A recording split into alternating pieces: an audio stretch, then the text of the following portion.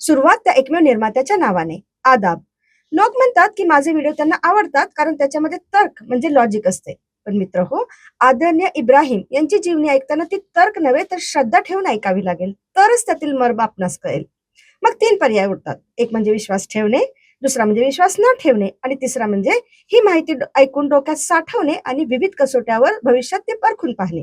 तेव्हा तुर्तास आपण तिसरा पर्याय निवडावा ही आशा करत मी आदरणीय इब्राहिम यांची जीवनी तुम्हाला थोडक्यात सुनावते. यहुदी म्हणजे ज्यू, ख्रिश्चन म्हणजे ईसाई आणि मुस्लिम हे तीनही धर्म म्हणजे जगातील 2/3 पेक्षा अधिक लोकसंख्या इब्राहिम यांना आपले प्रेषित मानते, किंबहुना त्यांना आपला पैगंबर म्हणण्यात ते अभिमान बाळगतात. त्यांचा जन्म 4000 वर्षापूर्वी इराकच्या उर्दन या ठिकाणी झाला, ज्यावेळी संपूर्ण जग मार्गभ्रष्ट झाले होते. ज्ञान व कला असूनही जादूटोणा, ताईत, गंडे, शकून पाहणे, मूर्तीपूजा, दगडपूजा, सूर्यचंद्र ताऱ्यांची पूजा, पुजाऱ्यांना मोठाले नजराने, राजा म्हणजे देव ही सगळी भक्तीची परिभाषा होती आणि एकमेव अल्लाह ज्याने हे विश्व बनवले त्याचे विस्मरण झाले होते. अगदी हजरत इब्राहिम यांचा जन्म देखील अशाच एका महंताच्या घरी झाला होता. त्यांच्यासाठी पण मंदिराची ती गादी तयार होती ज्यावर धर्मगुरू बनून ते आरामात आपले जीवन व्यतीत करू शकले असते. पण हे सर्व त्यागून केवळ सत्य क्रांतीसाठी त्यांनी सगळी संकटे ओढवून घेतली. आणि हे तोच मनुष्य करू शकतो ज्याला खरंच जनहिताची तळमळ असेल. ती तळमळ की ज्या निर्मिकाने अल्लाने आपणास बनवले त्याची पूजा व्हावी. आपण आपल्या हातांनी ज्यांना बनवले त्यांची पूजा कशी होऊ शकते, हे आवाहन त्यांनी सर्वात आधी आपल्या पित्यास व नंतर समाजास केले. परिणामतः कुटुंब, समाज व राज्य शासन सर्व त्यांचे शत्रू बनले. वडिलांनी घरातून हाकलून दिले. राजासमोर खटला सुरू झाला आणि निर्णय झाला की या व्यक्तीला मोठाल्या आगीच्या डोंबात जिवंत जाळून टाकावे. परंतु तो मनुष्य जराही विचलित न होता सर्वांच्या विरुद्ध सत्यासाठी एकटा दृढ उभा राहिला. जेव्हा भयानक आगीमध्ये त्यांना झोकण्यात आले तेव्हा माझा अल्लाच माझ्यासाठी पुरेसा आहे हे उद्गार त्यांच्या तोंडी होते. अल्लाने त्या आगीला मग शीतल व शांत होण्याची आज्ञा दिली आणि 40 दिवसांनी अल्लाने त्यांना आगीतून सही सलामत बाहेर काढले. मग आपली पत्नी सारा व पुतण्या लूत यांना घेऊन ते देशत्याग करून निघाले. दिनवाने, निर्वासित, निर्धन असा खडतर प्रवास सुरू झाला. सिरिया, पॅलेस्टाईन, इजिप्त व अरबस्तान या देशात ते हा संदेश देत फिरत राहिले की एक अल्लाशिवाय दुसरा कोणीही तुमचा स्वामी नाही, त्याच्या समोर लीन व्हा, बाकी कर्मकांडाची गरज नाही. या कार्यात तारुण्य सरल्याने केस पांढरे झाले.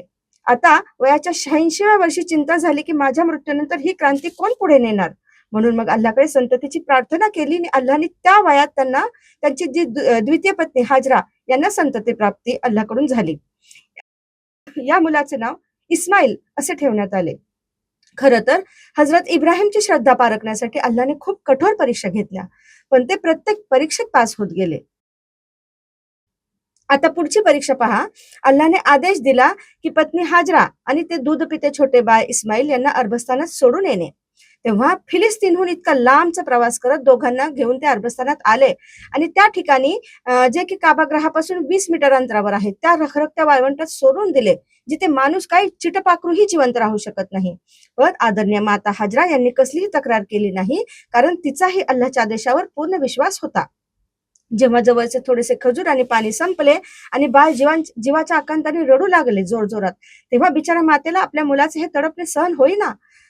तिने दोन्ही बाजूला सफा व मरवा या 2 टेकड्या होत्या ज्यावर मदतीसाठी त्या पळू लागल्या व उंचीवरून काही मदत दिसते का पाहू लागल्या. अशा प्रकारे त्या मातेने सफा आणि मरवा दरम्यान 7 वेळा चक्रा मारल्या. अल्लास त्यांची ही तडप इतकी आवडली की आजपर्यंत सफा मरवा दरम्यान 7 चक्रा मारणे हे सोपस्कर त्याने हज यात्रेकरूंसाठी हज मधील एक अनिवार्य भाग बनवले. मग अल्लाच्या आदेशाने हे बाळ रडताना ज्या जागी टाचा घासत होते त्या ठिकाणी पाण्याचा एक फवारा निर्माण झाला. इतक्या रखरखीत वाळवंटात अचानक पाण्याचा फवारा पाहून माता हजरा खूप खुश झाल्या. पण त्या फवाऱ्यातील पाणी काही थांबेच ना, पसरू लागले. तेव्हा तिला काही सुचेना. मग हजरा यांनी आपल्या दोन्ही हाताची ओंजळ करून असे जमजम म्हणजे जमा हो असे म्हटले आणि ते जमा झाले. आणि हाच तो जमजमचा कुवा ज्याच्या आसपास मक्का शहर मग वसत गेले. पहा, 4000 वर्षापासून आजपर्यंत या जमजमचे पाणी आटले नाही किंवा तसूभर कमीही झाले नाही. अविरतपणे तेथून पाणी काढले जाते. आता यानंतर इब्राहिम यांची आणखी एक अंतिम परीक्षा उरली होती जी जगात कोणाचीही घेतली गेली नव्हती, कारण त्याशिवाय निर्णय होणे शक्यच नव्हते की हा व्यक्ती समाजक्रांतीसाठी, चळवळ घडवण्यासाठी सर्व काही बलिदान करू शकतो की नाही. आणि ती परीक्षा होती की जेव्हा त्यांचा हा पुत्र इस्माईल 13 वर्षाचा झाला तेव्हा अल्लाहने स्वप्नात इब्राहिम यांना स्वतःच्या पुत्राचे बलिदान करण्याचे संकेत दिले. शेवटी होते तर एक पिताच, आतून यातना होणारच, पण तरीही अल्लाचा हुकूम पूर्ण करण्याचे त्यांनी ठरवले आणि आपली पत्नी हाजरा यांना इस्माईलला तयार करण्यास सांगितले. त्या मातेने त्या मुलाला नवीन कपडे वगैरे घालून तयार करून आपल्या पतीसोबत पाठवले. आता जेव्हा कुर्बानी देण्यासाठी जड अंतकरणाने इब्राहिम मुलाला घेऊन चालले होते, तेव्हा मार्गात 3 वेळा सैतानने येऊन त्यांना बहकावले की हे करू नकोस, स्वतःच्या मुलाची कुर्बानी कोणी करतं का? तेव्हा त्याला दूर लोटण्यासाठी इब्राहिमने त्याला 7 छोटे खडे फेकून मारले. हे 3दा झाले आणि ही कृती देखील अल्लाहला इतकी आवडली की हे कार्य देखील हज सोपस्कर मधील एक महत्वाचा भाग अल्लाहने बनवले. मी ना या ठिकाणी 3 जमरात म्हणजे 3 दगडी शिळा उभ्या आहेत, ज्या हज यात्रेदरम्यान हाजी लोक 7-7 छोटे खडे फेकून मारतात. तर जेव्हा इब्राहिम मुलाचे बलिदान करण्यासाठी निघाले होते, तेव्हा त्यांच्या चेहऱ्यावरची चिंता पाहून इस्माईलने आपल्या पित्यास याबाबत विचारले आणि जेव्हा पित्याकडून त्यांना सर्व कळाले की त्यांचं बलिदान करण्यासाठी घेऊन जात आहे, तेव्हा त्या मुलाची प्रतिक्रिया काय होती पहा. न भीती, न राग, न काही प्रतिप्रश्न. उलट ते पित्यास म्हणाले की हा अल्लाचा हुकूम आहे, तर तो तुम्ही नक्कीच पूर्ण करा. तुम्ही मला संयमी पाहाल आणि तुम्हाला त्रास होऊ नये म्हणून तुम्ही डोळ्यावर पट्टी बांधा. हजरत इब्राहिमने असेच केले. मुलाचे हातपाय बांधून त्यांना दगडावर असं पालथे झोपवले आणि स्वतःच्या डोळ्यावर पट्टी बांधून मुलाच्या गळ्यावर धारदार सुरी चालवली. जेव्हा हाताला रक्ताचा स्पर्श झाला, तेव्हा पट्टी खोलून पाहतात तर काय चमत्कार. त्या खडकावर मुलाच्या जागी एक दुंबा म्हणजे एक मेंढा होता आणि बाजूला इस्माईल सही सलामत उभे होते. हे सर्व अर्थातच अल्लाची करणी होती. म्हणजे हा क्षण खरं तर विचार करून अंगावर शहारे उभे राहतात. पण महान ते इस्माईल, महान ते माता हजरा आणि महान ते इब्राहिम ज्यांनी हे करून दाखवले. पण इथे लक्षात घ्या की अल्लाहने त्यांना फक्त कुर्बानी मागितली होती, प्रत्यक्षात ती घेतली गेली नाही. म्हणजे फक्त परीक्षा होती ती. म्हणजेच या कृतीद्वारे सर्व मुस्लिमांना आदेश दिला गेला की वेळ आल्यास आपले सर्व काही अल्लाहसाठी बलिदान करण्यास तुम्ही तयार राहा. आणि म्हणूनच जगभरातील मुस्लिम हे जिलहिज्जाच्या 10 तारखेला आपल्या ऐपतीप्रमाणे पशूंची कुर्बानी करतात, ज्याची माहिती आपण कुर्बानी प्रश्न उत्तर या माझ्या सिरीज मध्ये आपण पाहू शकता. नक्की क्लिक करा कुर्बानी प्रश्न उत्तर या सिरीजला. तर तदनंतर वयाच्या 100व्या वर्षी त्यांना पहिल्या पत्नीपासून म्हणजे सारा पासून पुत्र इसहाक यांना इस्रायलच्या प्रदेशात, तर पुतण्या लूत यांना जॉर्जनच्या प्रदेशात धर्मप्रचाराचे कार्य दिले. स्वतः इब्राहिम आणि इस्माईल यांनी अरबस्थानाच्या कानाकोपऱ्यापर्यंत इस्लामिक चळवळीचा प्रसार केला आणि पवित्र काबाची बांधणी केली. पैगंबर नूहच्या वेळी जो प्रलय आला होता, त्यावेळी काबाग्रह वाहून गेले होते, फक्त त्याचा पाया थोडाफार शिल्लक राहिला होता तो भाग.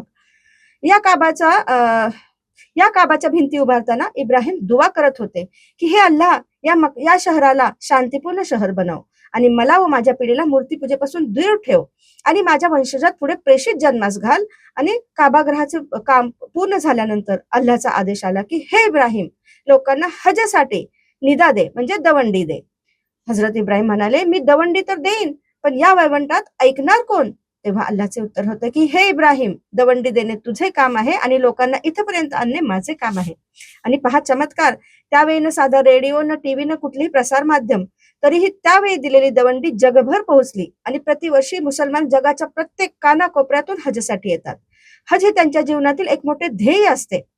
अल्लाहने कुराणमध्ये हजरत इब्राहिमसाठी अनेक खास पदव्या बहाल केल्या, जसे त्यांच्या हृदयाला कल्बे सलीम म्हटले, म्हणजे एकदम स्वच्छ निर्मळ मन, ज्यात पापाचा वाईट विचारांचा लवलेशही नाही.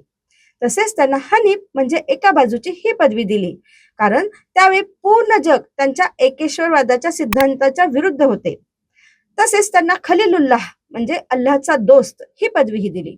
किती मोठा सन्मान आहे पहा. पण या सन्मानासाठी त्यांनी दिलेल्या परीक्षा या अद्वितीय होत्या, ज्या सदैव आपण स्मरणात ठेवल्या पाहिजेत आणि समाज परिवर्तनाच्या क्रांतीसाठी आपला हिस्सा नक्की उचलला पाहिजे. धन्यवाद.